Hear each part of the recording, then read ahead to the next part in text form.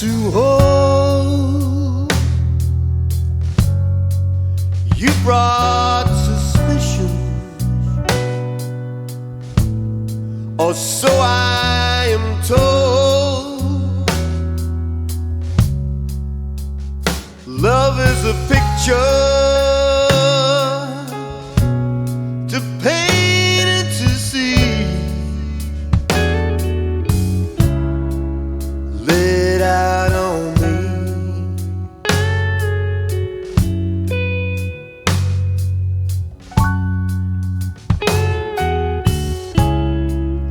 Walk in the forest, there's nothing to fear. I am so right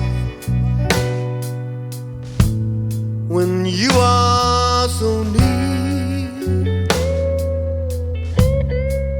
Love is an anger, a sign, a decree, laid out on me.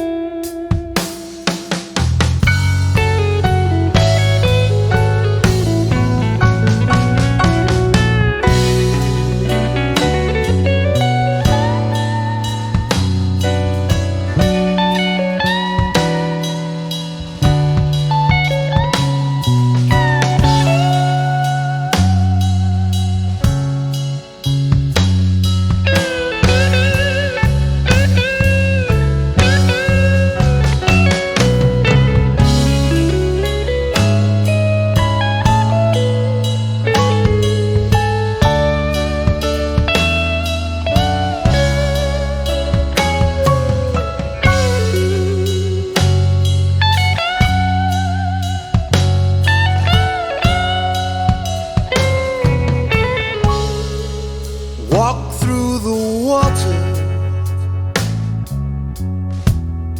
just in and out on. Swim in the ocean,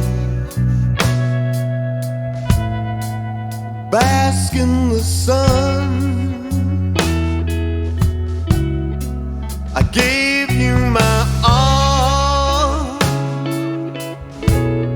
Your love is my plea, laid out on me, laid out on me.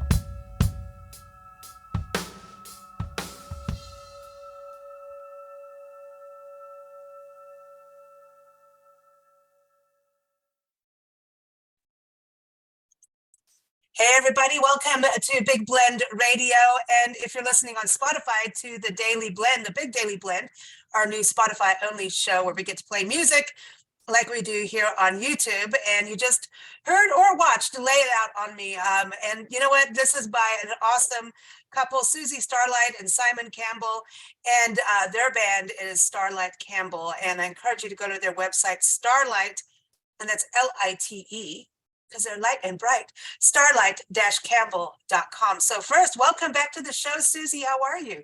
Oh, doing well. Thank you so much. We're really looking forward to chatting to you. We always have a really good time. I know. Last time we had Hillary Larson on. Nancy was here too, but you know, it's just the three of us. That's And cool. you know, but she's holding down two little dogs that might bark. And Simon, welcome back. I believe you have a little dog too. Well, we've got two. Well, they're not Oh, little, they're quite big actually, relatively big. Yeah, Labradors. So oh, yeah, so they're hanging out in the studio. There's one underneath the console here, and because we're speaking from our recording studio in cool. Portugal, Lisbon. Yeah, In Portugal, in Lisbon. That's so awesome. You know, just I think last time we spoke, I was like, I have a thing about the music from, you know, Portugal and just that whole operatic and the storytelling. Does it influence you at all with storytelling? I know you're different in sound, but just, I don't know, just the way it is over there.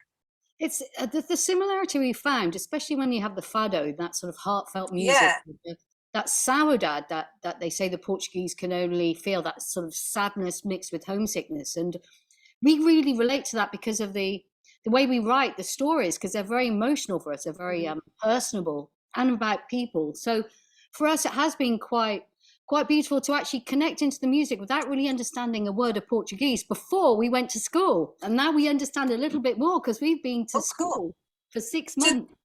Oh, wow. Did they give you wine when you go to school? Well, actually, we used to go for a little wine because it helped us learn better before the lesson. See, Yeah, we had a glass of wine. Maybe we had a couple on the husband-wife team, and he's a lawyer and she is a therapist. He's a divorce lawyer and she's a therapist, a marriage couple therapist kind of thing. Perfect match. Family, I know. And they wrote a book about, you know, what happens if things start to go crazy. And they've had their own things. And so they've learned the only way to really discuss things that need to be discussed is at cocktail time, because you're too busy sipping instead of arguing. So I think that's if you're a healthy sipper. Like if now you go the other crazy way, then well, that's not going to go very far. But they apparently it works for them, and it works for Nancy and I as just mother-daughter travelers. You have to have your bickering once in a while, and the only way it's wine. So it's the only way to shut me up, honestly. I've got to say that the wine here is sensational. And it really, I mean, the stories, we've been going to some wine conventions, and I've ended up just going up to stalls and saying, tell me your story. And then you talk about romance and the grandparents and the inheritance and isn't it? I mean, we've really appreciated the Portuguese winemaking. I think you've got it. I want to hear it on your Supertone, on your podcast. I love your podcast. I've been listening on Spotify, and tell us a bit about that, because you could take those stories. I'm thinking music. I mean, lay it out on me. I listen. I love your videos too, but lay it out on me when you're talking about things being personal. I love that. It's a very intimate and very real. Like you can feel every breath of that song. Thank you. Yeah, it was. I mean, we wrote it when we were living in Germany, and the video was shot in Germany, actually, in our backyard. Really, we parked the van behind us because we're in we're all DIY in Starlite Campbell here, and it's all. So we parked the van with the lights facing out with the headlights, and the smoke, the atmospheric smoke in the video is from the exhaust. Oh, no way. And you guys, listen, that's not good for your voices. I'm just saying, or maybe it is. It was hilarious because afterwards, when we looked at the shop, because we did it ourselves, we shot it ourselves as well. You saw all this mist. It looked like we'd put some dry ice or something in, but no, it was the exhaust from the van of rock. Our Volkswagen. Yeah, but just talking about the Supertone show, I love it. We started that when we were in Germany, and we've done this the 111th show, isn't it? The next one. Yeah. And we took a break for about 2 years because we were really busy with the album and all that sort of stuff. But we decided that we missed it. We missed actually, because it's like a date night for us. Because what we do, we sit down opposite each other and just talk about the music that we love and music that has come up. Because we're listening to new stuff all the time. We're not sort of pickled in aspect in terms of our musical taste, which probably will reflect a bit later on when we talk about Starlite.One and the new material. So listen to new music, and we chat about it, and we chat about the producers and the musicians and how it came to be and stuff. So we really love it. It's a weekly show for an hour, so really cool. Yeah, and you've got connected to your blog, and you guys did a special, feature on Jeff Beck, and I just if I had a guitar in hand, and I don't know why, I didn't want to smash it because I'm just not one of those people who can't smash books or instruments or anything. I might go to Greece and throw some plates. That sounds like fun. But instruments, books, plants, animals, you never, you know. It's but it just when Jeff Beck went, I just got really pissed off because, and it's hurt. It's, you know, because he's just, to me, one of the most iconic guitarists ever. And I just kind of worked with everybody, and he has his own sound and he'd do his own things, but he was so innovative, yet you couldn't pigeonhole him either. And that's what I love about your music too. You've got blues, you've got rock, you've got grit, emotion, a little bit of whatever that song needs to be. It's its own piece of art. And I think he had that with his music, you know, just don't pigeonhole him into one genre or one thing, you know? Well, I think you're right. I mean, I've grown up with him, you know. I can't remember which number it was, a few weeks ago now. But it was, you know, it was a very, very sad thing. Peter Green went, of course, who was one of my other, you know, dude. Dude, like, seriously, like, when people talk about Fleetwood Mac, I'm going, you're talking about the real Fleetwood Mac. I'm not knocking, like, Christine McVie. I mean, look at her. She brought to the band. And I'm not knocking what it was, but I'm talking about, like, way back when, like, when Peter Green and John Mayall and everybody was in it, you know? Yeah. It just, you know, and these guys are disappearing. I mean, when David Bowie died, I mean, these are real monumental occurrences because, you know, and it might be the fact that I am getting older, but when you look at these are real proper rock stars, iconic with huge careers. David Crosby? Yeah, David Crosby. Jeez. Yeah, another one. I thought when Prince went, Prince pissed me off. Because I'm sorry, I think he was his own. Everybody's got a different thing about him, but he really listened to what that guy did. Like, he had some brilliance in there, especially as a guitarist. You know, he was, and he could do everything. You know, he looked great, he could dance, he could sing, he could play guitar. You know, and you see that video. I can't remember which one it was. It was at Bob Dylan's 70th birthday or something. I can't remember now, but he does this solo and it just rips. Oh, you're talking about While My Guitar Gently Bleeds? Yeah, that's right. And he did that with George Harrison's son in there? And he looks at the son and looks at him like, come on, now we're going to show him. Like, it was so cool. It was one of the best things that I thought people needed to see that side of Prince to understand his guitar work. Yeah, you know? And he's a multi-instrumentalist. He played a lot of stuff on his records, and it's amazing. But I do, when I look at musicians now, and I say that it could be the fact I'm a bit older, I'm not sure whether in another 30 or 40 years' time they're going to have the same gravitas and the same amount of variation of work that these guys did, you know. And I don't know. It might just be me, but that's what I think. It's a little different because I think now people are carrying the torch, still being, you know, different, but there's so much sampling now, and so it's kind of interesting to me. It's like, you know, I'm not anti-sampling because I think it's its own art form, and I want to talk to you about Starlite.One, you know, because that's interesting, and I'm like, ooh, that video, the beats on there, like, ooh, what's going on? Ooh. I was like, okay, I'm awake. Let's go. I don't need more coffee. What the hell? What are we gonna do? And then it was over, and I'm like, what do you mean coming soon? Like, exactly, it is, dude. Get on with it. Get on with it. We are. We've been doing it, and we've been holed up in the studio here in complete creative mode for the last few weeks now. So Starlite.One. It's a new project. It's a new multimedia project. You know, you're talking about the sounds as well. It's all about us finding our sound, and finding new sounds that tell the stories that we want to say. We've got something to say, and we want to find the sounds that match up with the story. So we're in experimental mode at the moment, and just seeing we've got we're sequential artists as well. So we've got the Tempest, which is the analog drum machine, which you are actually is that the plasma thing? What's this plasma? Because I wanted to poke it. I wanted to poke the plasma. Well, the plasma thing, it's in the rack. I don't think you can see it, but it's sort of back there. It's not flashing at the moment. Look, it's just under that big knob, and then underneath it, but it's not flashing. Everybody wants plasma under a big knob. I'm just saying. Oh man, well, we plugged it. We just got it yesterday. Yeah.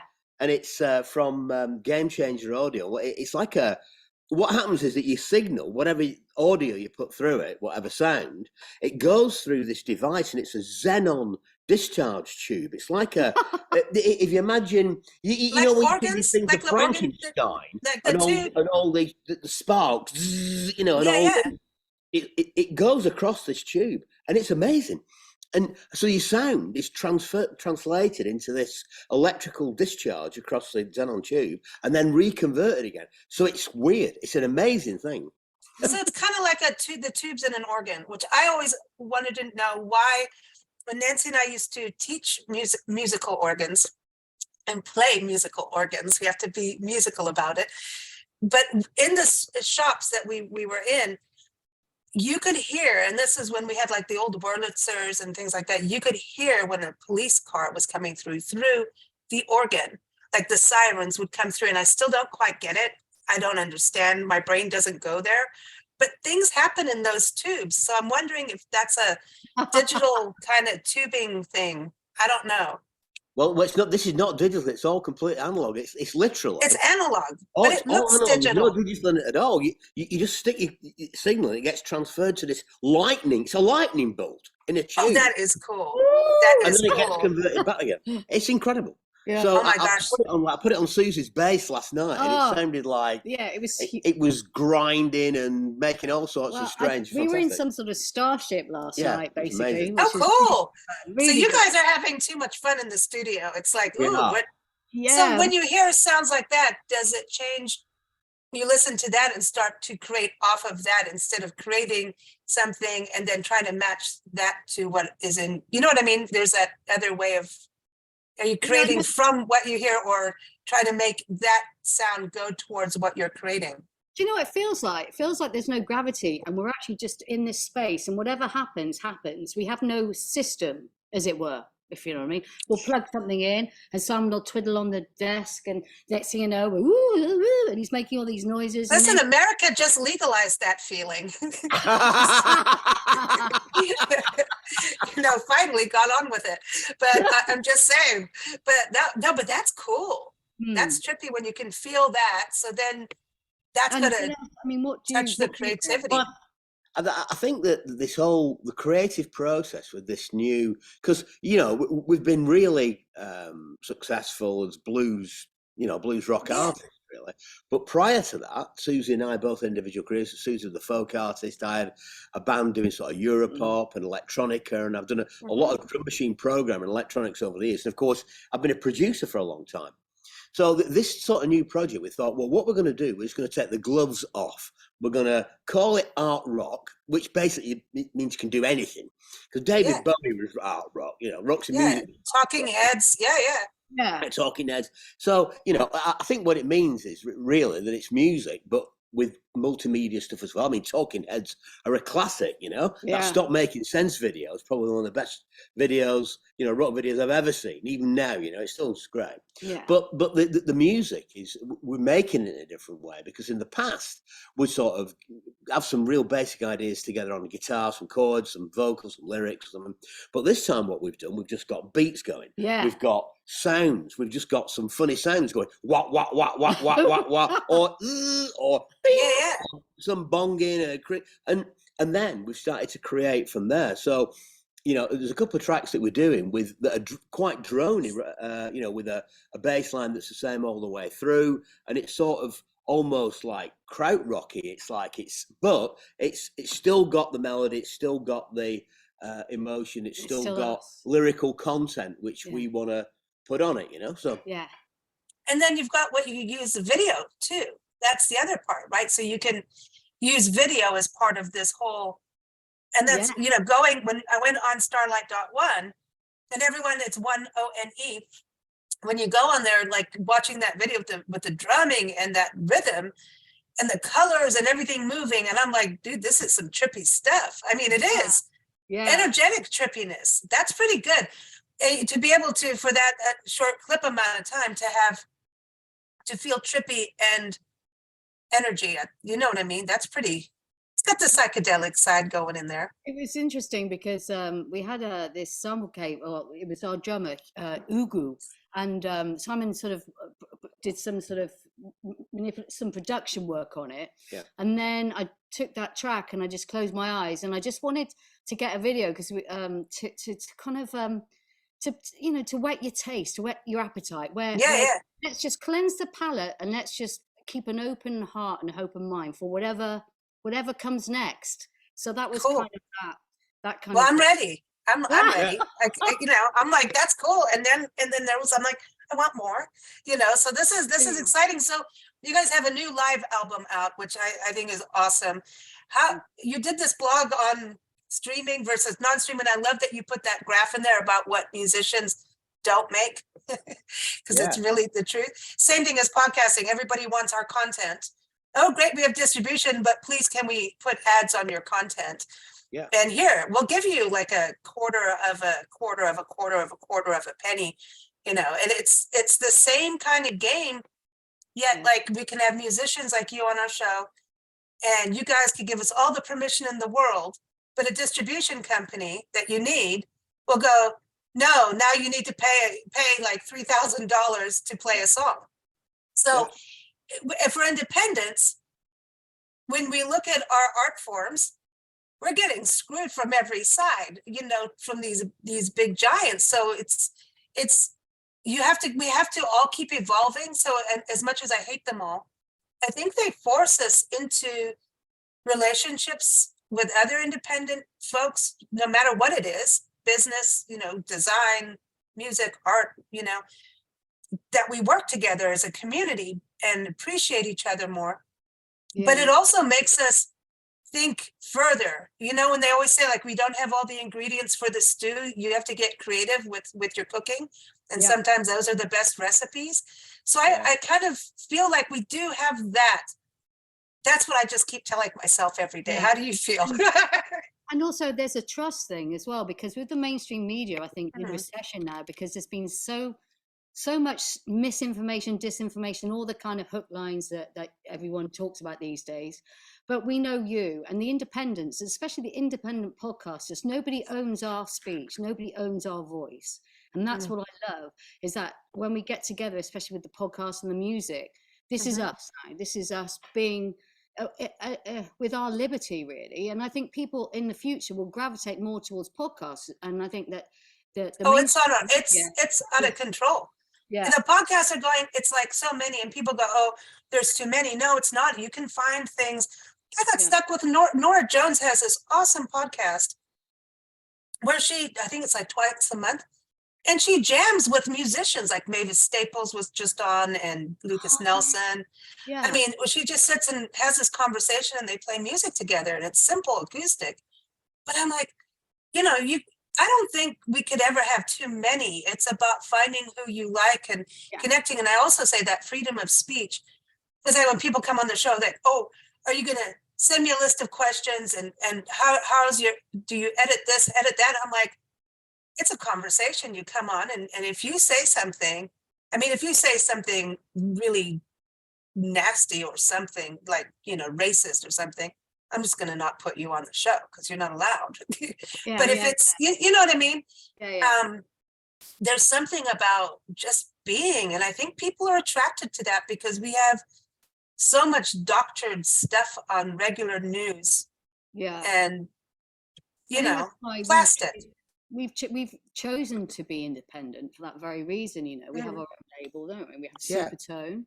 And it's like, this is something that we both decided early on that was the way we were going to go, so that nobody could sort of do that to us or tell us when to put an album out or a single. And, because.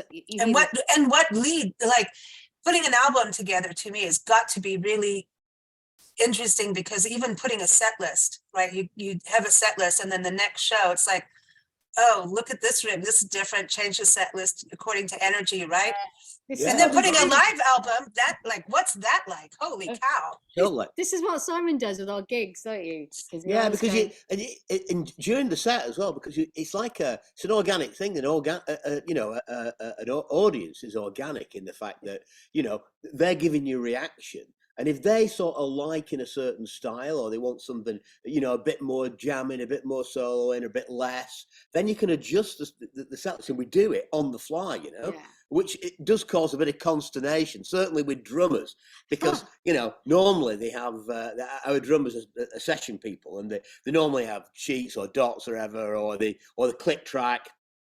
So they're having to scramble around, but I don't care about that. That's their problem, you know. So Yeah. if we want to play a different song in, we do it. Simple as that. Yeah, it's good Yeah, fun. and the live album, what did you have fun putting that together? Because there's something about so real about a live album.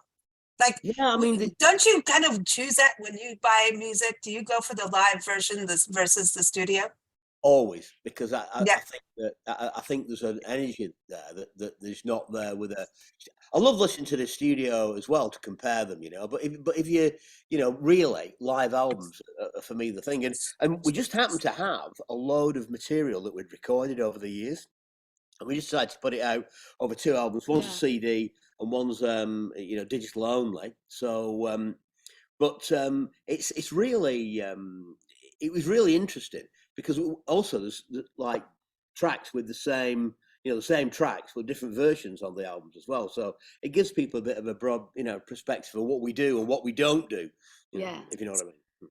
How was your tour, by the way? Because I mean, the last time you were on the show with Hillary, we were talking about her and Oh, her husband, you know, Hillary Larson, the writer, the wine, and Craig. And so that was a while ago. Then you guys went on tour, and I was following you. You guys were so diligent on social media. You know, hey, we're here, we're there. And then now you're back in the studio. How was that? It was a 40-day extravaganza. It was Yeah. fantastic. And we Yeah. and we took the girls, our 2 Labradors, with us as well. So that was an adventure. We were in the Czech Republic. I remember we were in this beautiful theatre, and the encore one night, we just decided to bring the girls out on stage to take a bow at the end as well. So it was so fantastic, because they suddenly came through the curtain, and it was just like there's all these people there, and we made so many. We had so many good experiences. Yeah, it was great. It was great. Yeah. We ran out of beer in the Czech Republic one night, which I thought was unbelievable. You ran out of beer? Yeah, How they did this ran happen? out of beer. Come on, but I mean, You know, it's the like, I whole- wasn't even there to help. Yeah, the I know. home of Budvar, the home of Pilsner I Urquell, know. the finest beers in the world, and they run out. I couldn't believe it. So it's like, so we're going back actually in the summer. We're playing a few festivals, and we've got some tour dates back there, and then a 2-week tour in September, October in the UK. Awesome. So we'll be touring. But I mean, we love live music. We love playing live. I think we just love We hanging do. out and making music and meeting people, really. Is it going from, like, because Nancy and I, being on the road full time, we're out and about with people, and then it's like, okay, now we're indoors. Like, like doing this, I consider being out and about, because it's just not the same as being in person, though, right? It's like going to a show. You want to go to the show, you need that energy. But then when you're in the creative process, it's hard to go, like, even to go shopping and come back and get in the creative process, it screws with me. Like, do you have that in regards to creativity, and then that in and out thing? Well, we were just talking about, because today normally we have, we're going to have salad today, but we didn't go out because we didn't want to go out this morning. We didn't have time. I had some stuff to do, and it does screw your day up. It does. I mean, this is perfect for us, because it really gives us, after this show that we're doing now with you, we'll be buzzing, and I guarantee we're going to do something good tonight, creatively, because it's going to. Oh, cool.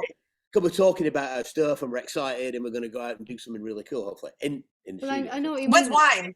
With wine. Do you know what I loved your blog post, and you're like, okay, and then when you play an album, I was sending it to Nancy too, because I was telling her, I was like, see, they're going through the same thing, and I was cracking up, because it's like, oh, you're gonna go turn the album over, gives you another excuse to get another bottle of wine. I'm like, hell yes, that's it. It's but yeah, that's the joy of real stuff too. It is. Streaming. We're really enjoying ourselves, and That's awesome. live, but as you say, it is different between the live shows and then coming back to the studio, because there's always a break, because you always have to it's a real shift change in your thinking, because you're meeting people, and then all of a sudden you're not. You're doing all this driving, and then you're not. You're staying in hotels, and then you're not. It's like it's a completely different thing. It's almost like to be on holiday, really. It's like, I suppose, like being on a holiday, being on tour for 6 months, and then you come back and you need to know what to do. It's like it takes a little time to get back, doesn't it? Yeah, but I Then think you have to cook.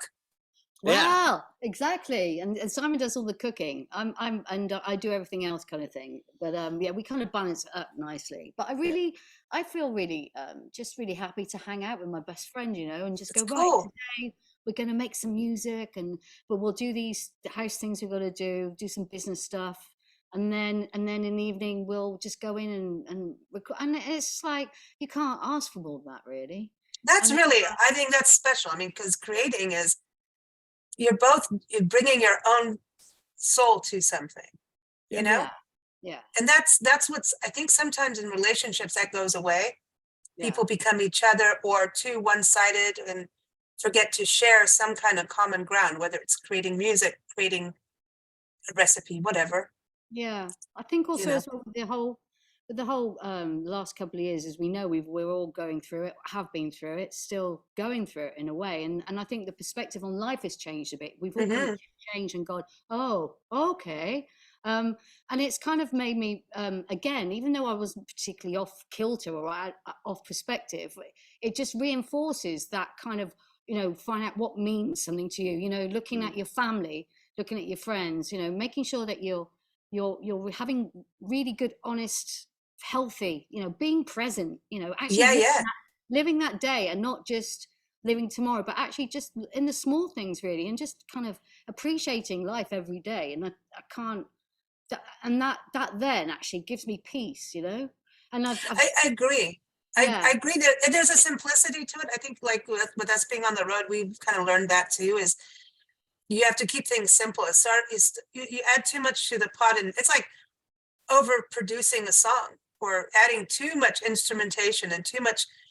It's like when singers do that, fa la la la la, and eventually just hit the damn note, like sing it, spit it out, you know what I mean? It's like la la la la la. Okay, get on with it. Exactly what you mean. I had to do that just for Nancy, because she would have already said, like, get on with it. Whitney Houston changed it all with the vocal acrobatics. I mean, amazing singer, great sad loss and everything. The first, but she was the one that really pushed that thing to, extending notes up and down. It's out of control. Every way it's been out of control. And then of course at the end, like I always love you, the modulation. And then her and Mariah Carey. Yeah. Oh, yeah. Cool. Yeah. Oh, let's do the scales 10 times. Yes, I know you know how to warm up your vocals, and now we're warmed up and tired. It's like running up and down the stairs. Please give me some blues. That was the great thing about Bowie. Is that and Prince actually. They never oversung. They're great singers, but they didn't oversing. They sang what they needed to do, and if they needed to put some extra expression, emotion in it, they do it, but never overdid it. If you know what I mean, it's beautiful, and that's the sign to me of a great artist. Let's talk about Language of Curiosity. That I love the song, and you guys have that dynamic that it's like, I can listen and get into it, and then I'm like, all right, I gotta listen again, and then I gotta listen again, which I love, because it's something you can grasp onto. And like I was saying, to me, I don't go, oh, you're this, you're that. I just dig it. That's it, and blues rock, but there's just it's a journey and a story. But Language of Curiosity, I just love that.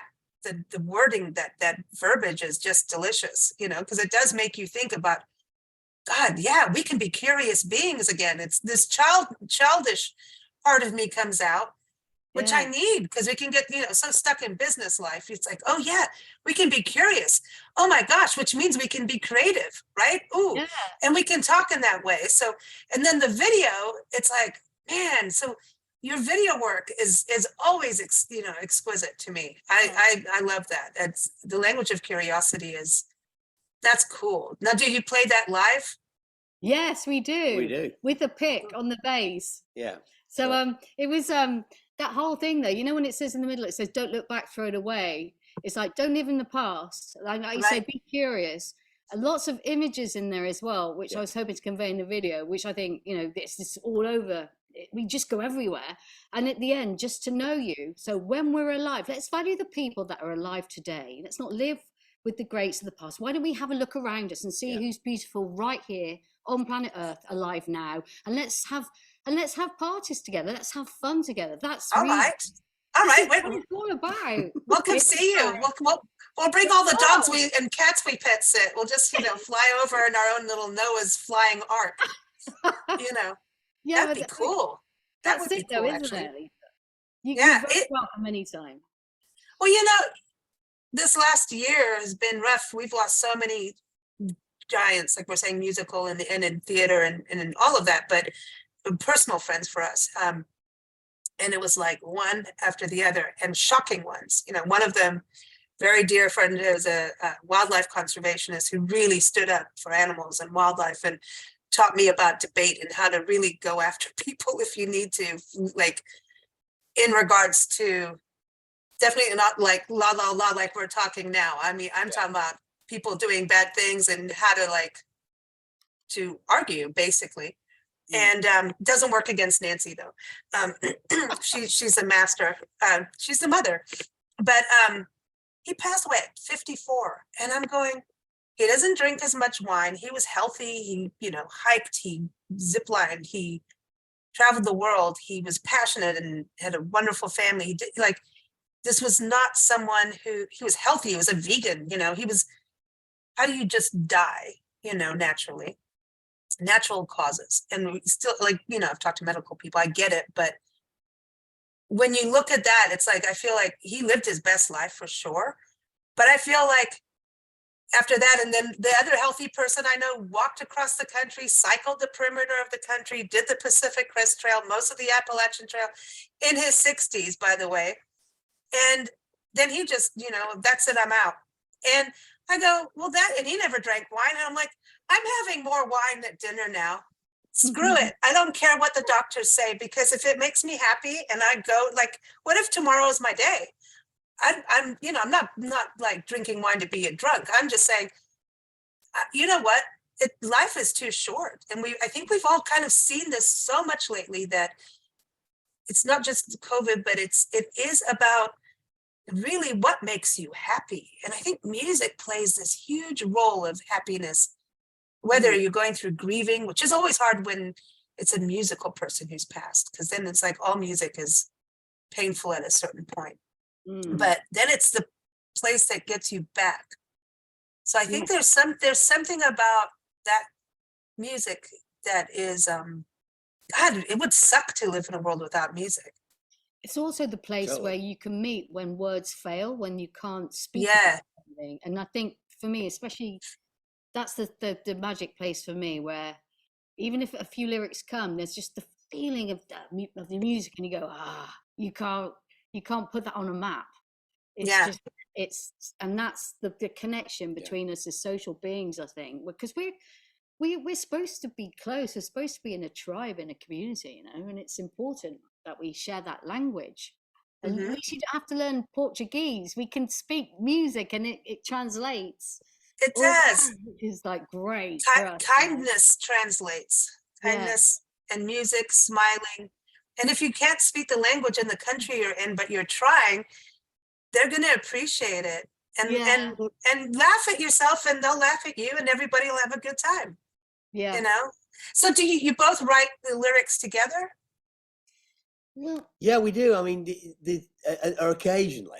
I think that this whole thing about writing, and people ask us a lot about this, is that, you know, sometimes Suzy will just come, right, and she'll just do a whole piece, like Language of Curiosity. Basically, she wrote the whole of that. There was some lines and a few phrases that I put in, but she just did it. It was quick, you know. And I like lay it out on me. That was one of mine. I just did that one, and it was just like a complete one. I just wrote it down. I was playing it, and I wrote it all down, virtually word for word. And then times, you know, where we'll work on it together, and we'll add phrases in, or talk about the meaning a bit more and expand it out. Yeah. And it's like that musically as well, in the fact that Suzy, her instrument really for writing is the piano, and she works, so she'll be working stuff out on piano. She's been doing some great stuff recently. I tend to use guitar, and now we've got a lot of sequencers and synthesizers. And the plasma. Yeah, You've got to give the plasma a name. Yeah, well, I think we will. I'm not quite sure. We might ask you what name we should call we it. should actually do a little competition or Yeah, something. Pete or the like, Plasma, not Pete. Not Pete. I don't know. I don't know. Phyllis. Yeah, Phyllis the Plasma. Phyllis. I don't know. Yeah. Like Phyllis Diller. Yeah, Like, oh no, I'm just trying to think. We'll have a think about Yeah, that. we'll have a think one. about it. We'll get back to you. But I if think you should have a contest. Do like a contest for your podcast or something. That'd be like, that's you a could good do idea. groups. Plasma. Yeah. It's, Yeah. Okay. Wait. I have to keep up with you guys because Okay. you've got your Facebook group, and then you went over to Mastodon, and I've started getting into Mastodon. I tried, and I'm like, dude, I'm out. This is too scientific for me. Like, I don't get it, but it's like, I don't know. Maybe I just didn't have enough wine. And then I went to the Post. I don't know what to do anymore on social media. Like, we all have to do our stuff, but what is your best way to communicate with your fans today? I know you've got your blog, your podcast, but where is the best place for people to have that connection? Well, I think that we have an email list, so but that's sort of one way, because we actually give people, so people can sign up through our website. I think that's the most important thing, because all these companies go up and down and all around. That, to me, email is crucial, and it's crucial for all of us who have email lists to also download and save them, because that can also get weird. Yeah, we're on. I think most consistent is probably Instagram. We're trying to stay away from Twitter because of all the shenanigans that's going on, but we still post. And we're everywhere. If you put it Starlite Campbell, we're literally everywhere. Yeah. So you can find us, and we always respond. Well, our website as well, which is Starlite, Lite-Campbell.com. That's where we live, where everything is. Because, sometimes with the Facebook, even in the groups, a lot of people don't see what you post because of the algorithm. And I think people are starting to really get to understand that you actually, unless you're paying for adverts on Facebook, you don't get to see much. And when you pay adverts on Facebook, then if you don't keep paying the cookie jar, they start taking the cookies away. Yeah. It's like you have to, now you once you feed the cow, you have to keep feeding the cow, and then they mess with you. And we've been thinking about this, and that was like to stream or not to stream. It's very much so. So if anyone really wants to keep direct contact with us, sign up to our newsletter, get with email, check out our website, and that really are the two places that you can't get manipulated by an algorithm. Really. Yeah, and I love your news, because it's always you thoughtful people. You know what I mean. It's a good read. It's a you know what I mean. It's not like, hey, here it is, got a new song, buy my music, bye. I appreciate what you put together. Likes writing, don't you? Like stories. Yeah, and that's the thing. We are thoughtful, and I think that's what. That's why this multimedia thing is suiting us more, because multimedia with video, and our Vibes blog, which is this is the name of our blog, Vibes, on Substack, and the podcast, and all these different elements. And also Suzy's going to be doing some physical artwork as well, because she paints and she awesome. So we're looking at creating an installation at the moment, and we've been writing some music for it. Yeah. Suzy's got some amazing artistic ideas. So I've done been working, some artwork already. Yeah. So have you filmed you making the art with your music? Not yet, because it's part of the journey. But the music will be the journey through the art, if you know what I mean. Yeah. All right. Okay. You got now. Is this going to all be part of Starlite.One? It is. That's right. Yeah. Oh, this is exciting. Oh, Nancy's a painter, so she's going to be all into this. Yeah. That's how we ended up in Africa. She's a wildlife artist, and wow. So, and then she got tired of people saying there's nothing to do, and she's like, "What? Let's start a magazine." So. And isn't it great? I mean, you guys have done really well, and it's great that you have a voice, that you want to say something, you've got something to say, and you're connecting up with so many people all across the globe. It's like, Fantastic. And the one thing I always remember about you two, you're just like, it's the fun, it's the love, it's just and the curiosity as well. And I know I don't mean to say that because of the album from us, but just the fact that you're. I think language of curiosity, like I said, to me, that to me, it's a good anthem to live life by. Yeah. To not forget that curiosity of a child. We look at children, and as we age, we get this negative BS about ourselves, where we just sit there and go, no, we can't do, no. And like, like if and Nancy always hates that phrase, don't reinvent the wheel. And she's like, I will. I'll put spikes in it, and they'll be different colors. They'll be different, But we just become more negative and cynical as we age. It's just the way human beings are.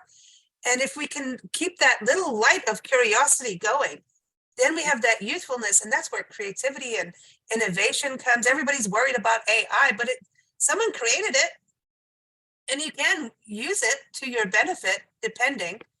Yeah. He's right about that, Simon. I'm waiting for an article on AI. Well, I have been thinking about it, and it may over the next few it may come out, because I am fascinated by this whole thing, and I know that the dystopian view of it, like the Terminator and all that. The devil's gonna steal your soul if you use it. Yeah, and but it's there's always a two-edged sword. I mean, we look through life like a Rubik's cube, and if you look at it on one face, if you look at it straight on, you see the squares with the colors.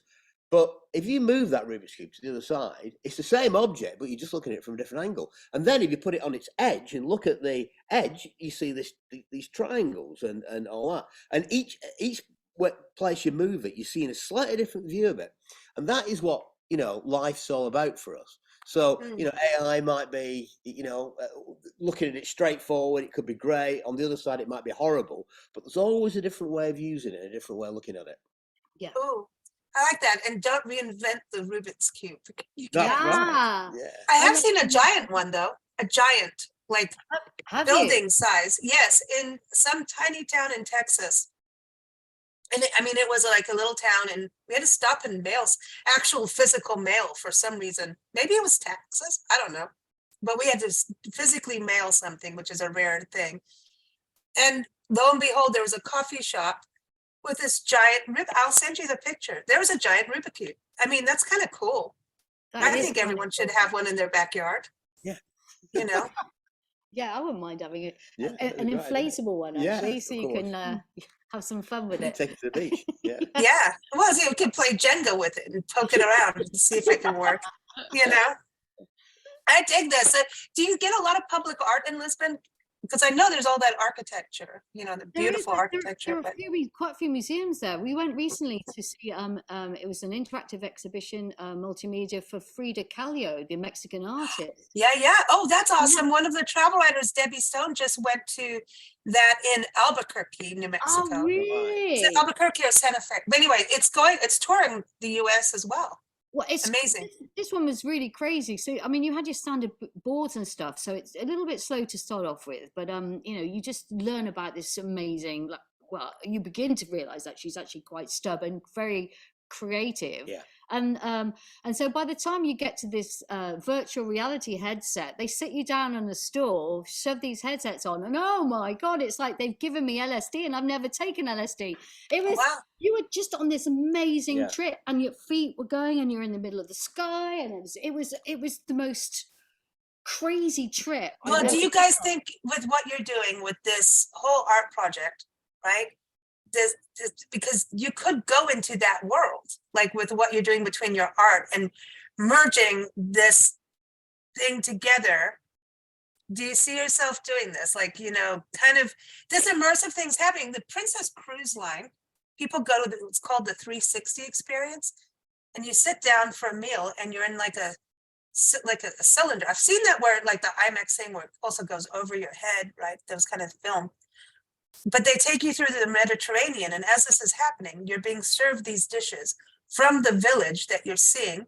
So they have Barcelona and everything, the meals, and you're getting cheese just from that cheesemonger. So it's really like it's not corporate-y, right? Even though it's a corporate entity, but And then you end up in France in the lavender fields, and all of a sudden the flowers are moving on your placemat with the wind, and bees float up above your plate. Like, I'm seeing that where, I mean, what you're doing, I just feel like there's going to be these extra steps that suddenly one day we're going to be talking with you and you're going to have, like, I don't know, dogs floating around or something going on. Well, you could be in space. I mean, come on. Well, it is, and anything's possible because I mean, we really take a grip of technology as much as we can. Sometimes it takes a bit to mature, like NFTs, for example. Because we were thinking of doing some of these non-fungible tokens NFTs, and we're thinking about it. We've got some designs and stuff, but we just just leaving our powder dry at the moment until the technology matures a little bit more and the market matures. Yeah, right. Because I think one of the things our current audience, I think the new project Starlite.One will open it up in terms of age quite a bit.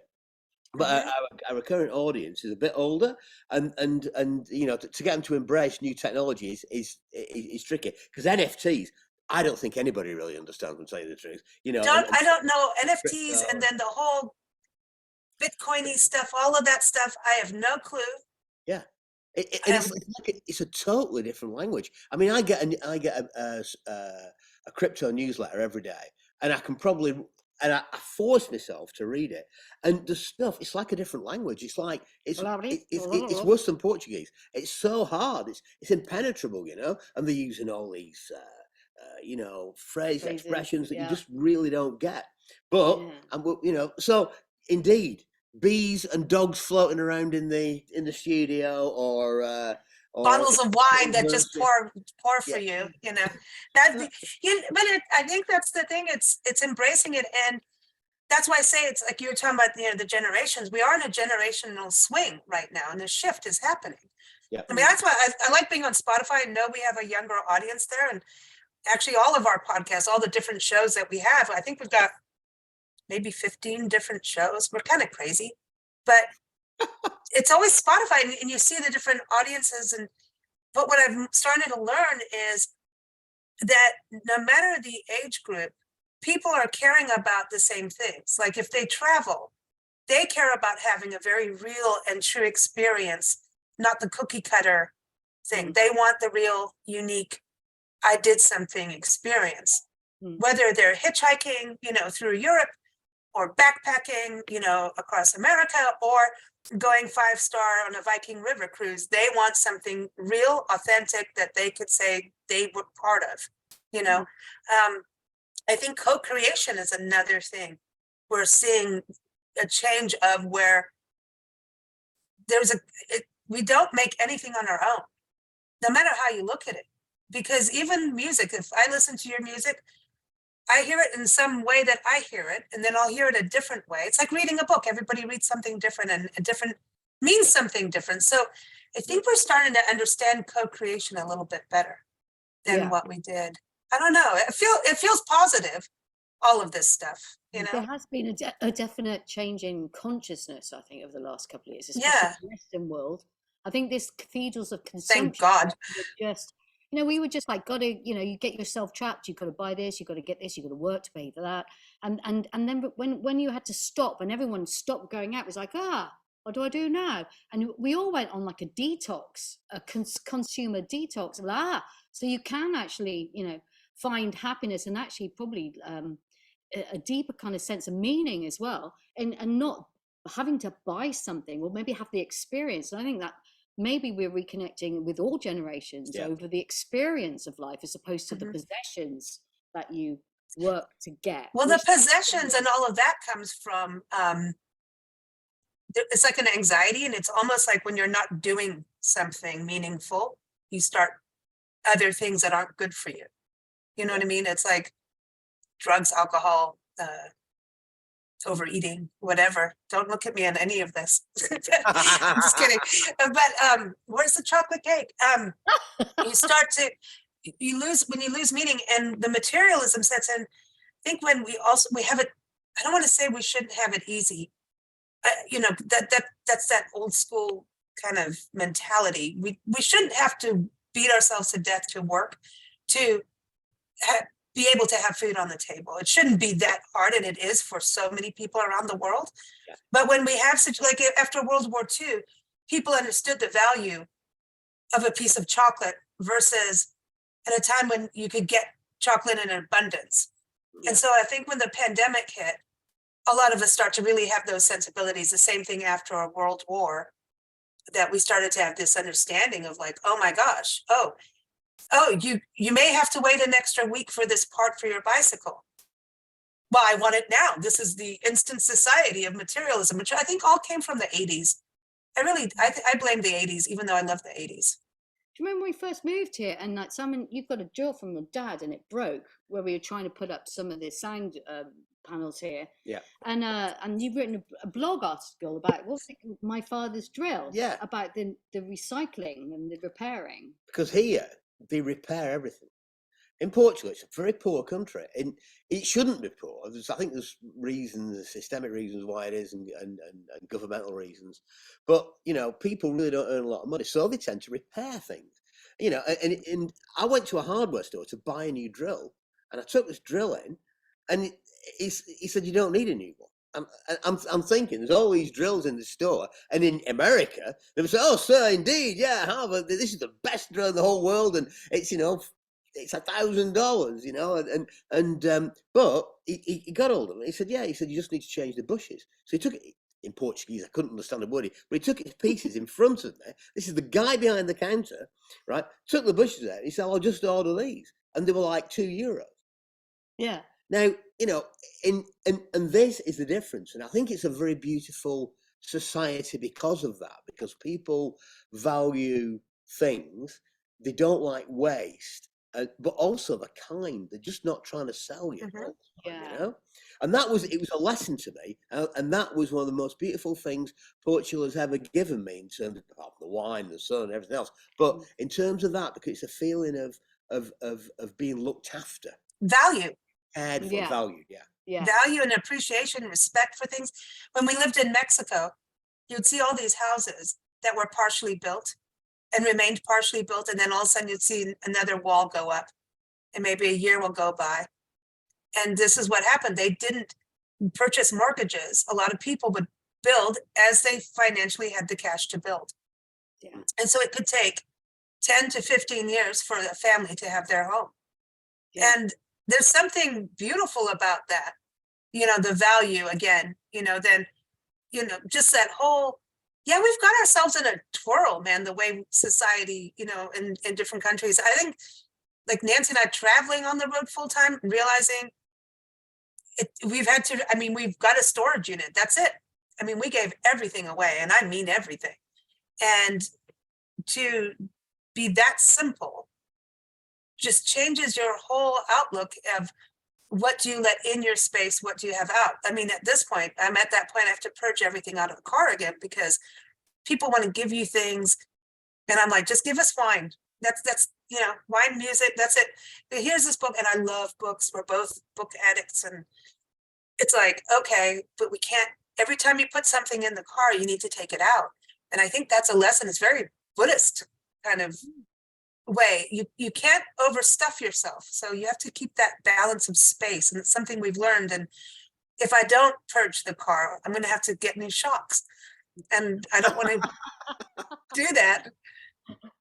You know, the thing is as well, we sold a house and we sold everything that we owned that wasn't a musical instrument, just so that we could get the studio, so that we can make the music. So we try not to buy anything that we don't need. And we keep going through purchases just like you, but we don't really want stuff because it costs to own it. And then you have to clean it. Yeah. Tell me about it. And it can be a bit dusty here, especially in the dry summer. Yeah. I'm like, I don't want it. But, you know, so the studio really is all about the music. And then thing in here is, okay, so we've got some C3POs and RTD2s, you know, just because they help us create, you know, and they're part of our, like, creative family. But that's fun. Yeah, it is fun. But other than that, no, we've got the Van of Rock, which we use for touring in. And, see? Yeah. Well, I'm glad you've got the Van of Rock. It's got a name. Our car is called Mulva Cleopatra Doppelganger. The what? The Mulva? Mulva is her name, our car. Mulva Cleopatra Doppelganger. And if anybody's watched Seinfeld, there's a certain episode where he didn't know his girlfriend's name, and it Right. was, she's like, how can you forget it? I was named after a woman's body part. So anyway, Yeah, okay, anyhow, I get it now, I get it. Wow. anyway, I don't know how it happened, but it happened. That's But cool. What a great name. I'm not going to forget that. So we're kind of similar in terms of our Yeah. nomadic lifestyles, then, really. Yeah. You know, yeah, having yeah, but you travel. got it's experience, Hmm. you No, know, really, and yeah, and also, you know, outside of all the fear mongering and the main media outlets, you know, most people, and you say this more than I do, you know, and so this is the Simon's phrase, really, just saying most people you find are really beautiful and good natured, you know, and it's like, you know, you don't want to be frightened about meeting people. And right, I've really learned that in terms of just actually, you know, I mean, you've got to be streetwise, and you'll know, you'll trust your sixth sense in a way with people. You'll know how it makes you feel in your gut if you're around somebody right, that's not particularly, you know. But there, I mean, crumbs. I think it's like 0.01% of all humanity is a psychopath or something. I mean, the chances of you meeting beautiful people are 99.9 whatever Exactly. percent. well, I So mean, we pet sit as we travel, because during COVID, that's what happened. It was like we had Angela from Trusted House Sitters come on our show, and she's like, well, why aren't you two doing it? And during COVID, all the hotels were closed. I mean, it was a mess. We're sitting there going, now what? I mean, you know, do we live in the car? Do we go camping? Like, what do we do? Because we also have to keep our business going with all this, you know. And she's like, well, you should do this. And we're huge animal. I mean, we've had every animal in the world. And Nancy's rehabilitated lions. I mean, she's done everything. wow, And yep, yeah. She used to live, she worked for Joy Adamson, if you've heard of Elsa the Lion and Born Free. no And way, that's no how we way. ended up in Kenya. So that's her whole legacy. Oh, So when we talk about animals, we have it. And so we're like, okay, well, and we've house sat for so many friends and pet sat over, and we forgot all these experiences. So we did. And here's the thing, you often will spend the night before the people leave, and it's not for money. No one's exchanging money. This is purely, we have a place to work. Other people use it for travel. Oh, I'm going to go to this city, take care of their dogs, and, you know, be able to go to Disney, whatever. We don't do it that way. We do all of our parks on the way in and out. If we're maybe with cats that sleep all day, we'll go out to a park. So we document our parks and public lands as we do, but we end up with these immersive experiences with people that you don't know. You're in their house, they're trusting you, you're trusting them. Our mutual love of travel and the animals connects us all. So even if politically we don't agree on things, we find agreements. We come from a place of making it work for each other. Yeah. And we have made, like, they're like family. People are like, it's incredibly immersive. And so we love it. I wouldn't do it any different way. And we still do hotels, but mostly like bed and breakfast and, again, independent stuff, independent hotels.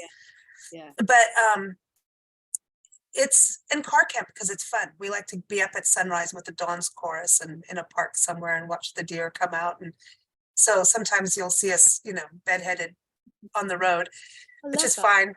But that's the thing. It's this connectivity, and I think that's the same thing with what you guys on the road traveling, because you meet hosts, you meet people that meet you, and hey, I'm going to help you set up your gig, you know. Yeah. And then the audience too. That's that immersive experience. That's what I was talking about. It's co-creative. Yeah. Totally. Yeah. Definitely. But the whole, even the live gig though, is co-creative because the audience is different every time. And Right. it's between us all that we make the night together. Yeah. So it's definitely much like a temporary community, isn't it? For a moment, for that moment in time. But they stay connected because they keep Yeah. listening to the music. That's the thing. You can't see them listening to your music all the time, you know. But it's to me, it's interesting. You know, Jack White. I know he takes everyone's cell phones away for shows, which I think is, you know, hey, that's cool. He said that he doesn't write a set list. No. He just gets up there and knows it goes according to the energy from the room. He chooses his songs on the fly. And I've watched I've never been to his actual shows, but it's high energy. But I watch, like, they just kind of look at each other and already know. That's it. That's the next song, which is amazing to me. Do you ever do that where you just kind of go, okay, we're flipping it right there on the fly? Or do Well, you yeah, I mean, stick we do, but I mean, it's generally speaking, we've got there's more than two of us, so we do have to actually articulate a little bit of what we're going to do with the Yeah. drum, because there's some confusion. We don't want any confusion with the drums, but yeah, I mean, it really resonates with that. I love Jack White. I love what he does. He's a cool guy, and what I like about him, he's very. He's another free thinker. He really is Oh my very. God, he's creative as hell. Design, baseballs, furniture, records, Third Man Records. I really want to go to Detroit so I can go to Third Man Records Yeah. and see the press, seeing, Yeah, I'd just, love to go. Next time. yeah. Yeah. You guys have to come to the States. We'd love to. We were over last year just for a road trip for a couple of weeks. We went to Memphis and to the Blues Awards, and we were hanging out there for a week. And then we went to Muscle Shoals and Clarksdale, and then we went to Nashville just for a couple of days to see a friend of ours. And but we feel really at home in the States. It's just for us, it's brilliant. It's just we just got to get everything right with the Starlite.One project. We're just focusing on getting the music. Yeah. Touring Europe, and then but our hearts, we're thinking about it, and we've got some friends who, and it's just about getting the festivals booked. We've got some festival offers, but we've got to get it so that it works for a tour. Oh yeah, because it's huge. This country is huge. And also, and it's true. And also, you've got your visas. It's not just about getting on a plane. You've got to get all this stuff lined up. Yeah, place. it is tricky. So, but possible. Yeah. So, well, I'll purge the car, and you've always got in the back seat. You can bring the dogs. Thank you. Thanks. That would be so cool, wouldn't it? Yeah. The wine is not exiting the car. That wine will be in there too. So of course. But we share. We're good. We're good. We share. Well, I love it. It's so good to have you back on the show. I wish Nancy wasn't in the other closet, but she is. That sounds interesting. But you never know what Nancy's up to. But but do come back on. Keep us posted on what's going on with Starlite.One and albums, new music, anything that you guys are doing. Stay in touch. I'm so glad you were back on the show. Well, it's really great. Yeah, it's a pleasure talking to you. We have such a great time. Great fun. You too. Thank you. And everyone, we're going to play, oh gosh, after we've talked about it so much, Language of Curiosity, but also keep up with Suzy and Simon. Go to supertonerecords.com, but also the main site is Starlite, and that's Lite. So starlite-campbell.com. Thanks so much, guys. Thank you.